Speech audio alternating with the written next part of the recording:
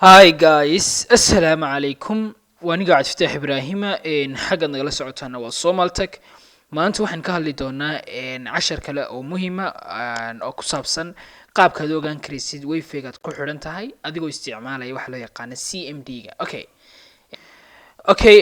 Start button-ka soo furi doontaa kadibna waxaad ku qori doontaa command prompt ama CMD-ka waxa loo yaqaano.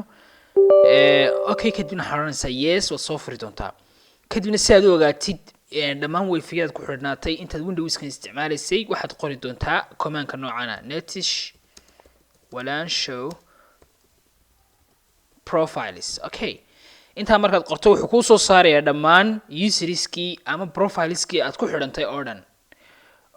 si aad u ogaatid ka aad doonaysid passwordkiisa waxaad qori doontaa intii aan hore u qornay oo kale kadibna waxaad raacinaysaa waxa loo yaqaano macnaha wifi-ga magaciisa kadibna waxaad qoraysaa key equal clear.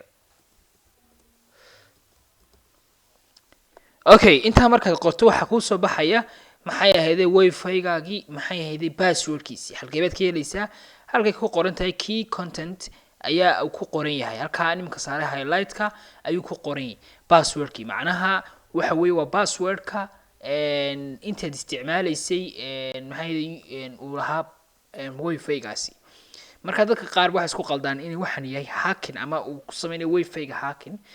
This is not hacking exactly ma hacking like waxaad ogaanaysaa profile-kaad ku xidhnayd passwordkiisii SSID namekiisii waxyaabahaas aad ogaan karaysaa iyo network infrastructure-kiisii waxyaabahaas oo dhan network tape-kii waxyaabahaas ku ogaan karaysaa laakiin exactly ma aha maxay ahayd inaad wifi hackerayso wifi hackerantiisu intan way ka ballaaranto waxay u baahan tahay additional things bay u baahan tahay.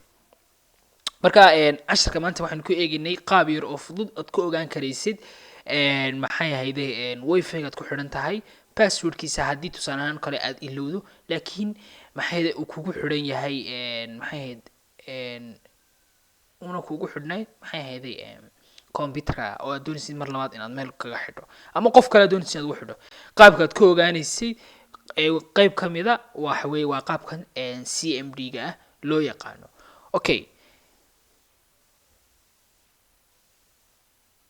marka cashirkeenu maanta xaggaas buu ku joogi doonaa marka insha Allah taala cashirkan ku kulmi doono mid lamid ah waxaan ka codsanayn in maxayday channel-keena ku samaysiin subscribe share haddii cashirkan uu faa'iido noqday because of waxaanu noqonaysaa maxayday support iyo maxayday dhiirigelin markaas aad u mahadsantiin. Assalaamu calaykum.